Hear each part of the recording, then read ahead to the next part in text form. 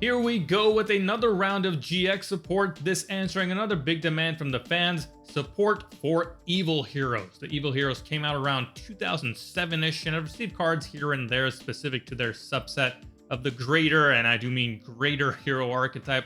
But now we got 9 new cards that I must say make the deck really go.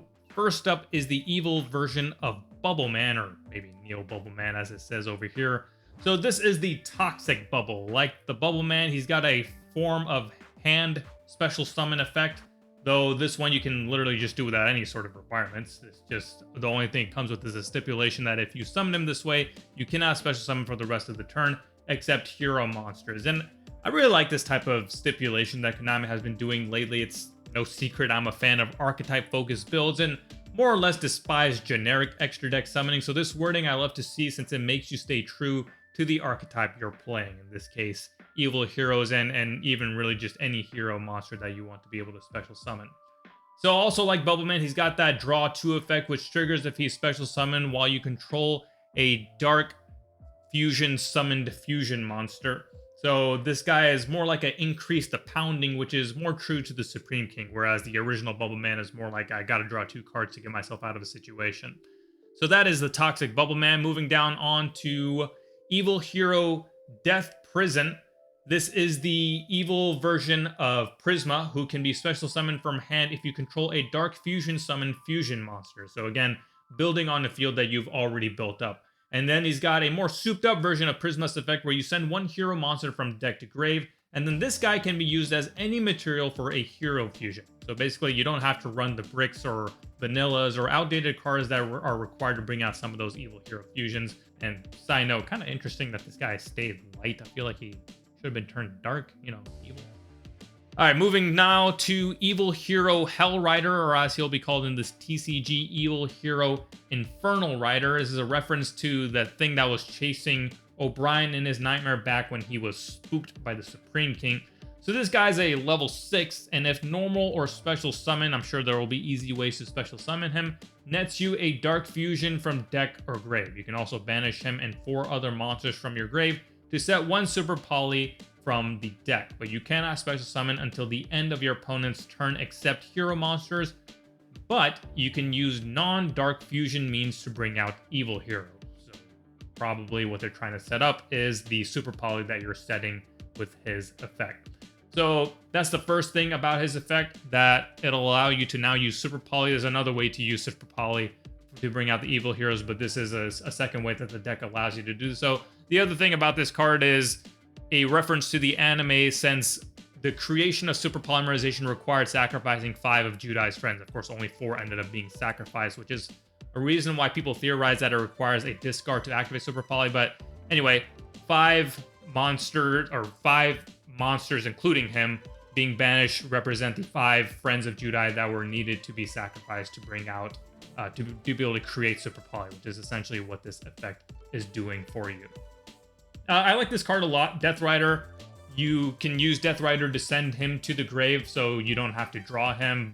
And this can be good for your mid or late game, because once you have enough monsters in the grave to use his effect, you can bring out Super Polymerization and then make use of your opponent's monsters as well, of course, your own to bring out the bosses.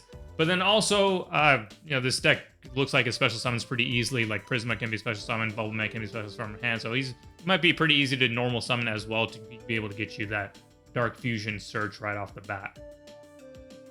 All right, next is going into the fusion, starting with Evil Hero Neos Lord. So this marks Neos' entry into the Evil Hero fray, and my goodness, the requirements to bring him out work so good with Super Poly, where you just need Neos, or a fusion monster that mentions it, and 1 effect monster on the field. So basically, anytime your opponent likely has a monster on board, it likely is an effect monster, but you can also use, of course, your own.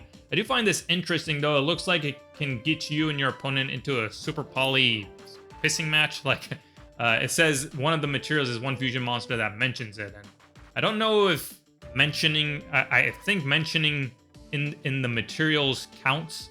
So I would imagine that this guy can then be used to bring out another Evil Hero Neos Lord, but someone correct me if I'm wrong if mention only refers to the actual text and effect description and excludes the materials. I might be wrong on that. But otherwise, if it does count, then you could just use Super Poly to keep bringing him out over and over. So what he does for you, though, when he does come out, if this card is special summoned, or if a monster is sent to your opponent's grave while this monster is on the field, you can target one face-up monster your opponent controls and take control of it. So that is especially useful anytime your opponent tries any sort of extra deck plays, basically anything except Xyz summoning requires sending a monster to the grave, so anything that they bring out you can immediately take control of as long as it doesn't have targeting protection or changing control protection. Also cannot be destroyed by battle or card effects. So that is your new bona fide boss monster for the deck. Alright, coming down to the Evil Hero Inferno Wing Hellback Fire, or as it'll be called in TCG, Infernal Backlash. So this is a retrain of the original Evil Hero Inferno Wing with its effect name attached to it. So kind of like how Flame Wingman was retrained to Flame Wingman Infernal Rage a little while ago.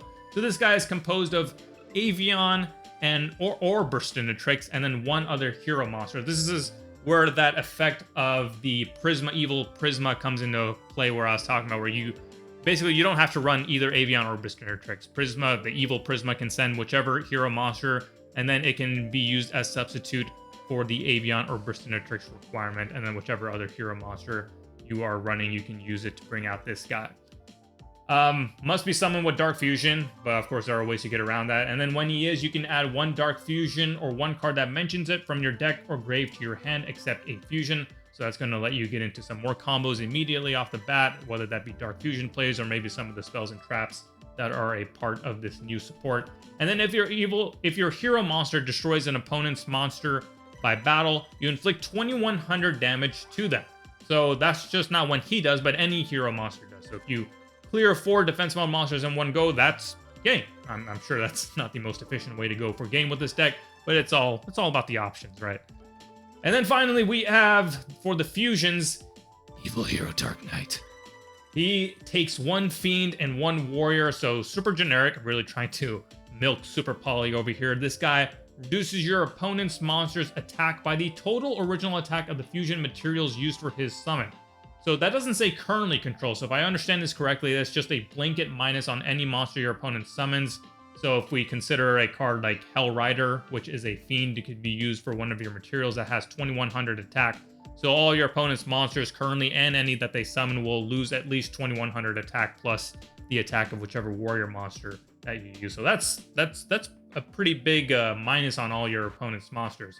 And then second, he can make a second attack per battle phase. So basically, he should be able to get over it. I know he's only 1600, but again, if you use the Inferno, what was his? Forget his name. If you use this guy, the Infernal Rider, then that'll be at least a 2100 minus. So basically, anything with 3400 attack or less will be able to be destroyed by this guy. Also, if this face-up special summon card you control leaves the field by your opponent, you can target 1 fiend or warrior monster in your grave and special summon it in defense. So you got your floating effect just in case your opponent is able to get rid of it. You could bring out the Infernal Rider and then use his effect to bring out or search back a Dark Fusion and then start going into more fusion plays. Alright, now moving on to the spells, starting with Dark Contact. So this lets you activate one of 2 effects, either fusion summoning 1 fusion monster that must be special summoned with Dark Fusion from your extra deck by shuffling its materials from your field, grave, and or banishment into the deck. This is treated as a fusion summon with Dark Fusion. So another good way to make use of cards that are already gone. Good mid or end game play. Doesn't require you having any other resources in hand.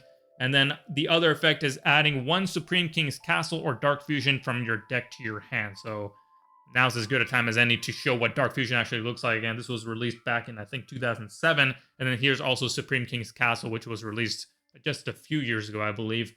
These are the effects of these cards. So Dark Fusion lets you fusion summon any Fiend fusion monster, and then your opponent can't target it with card effects for that turn.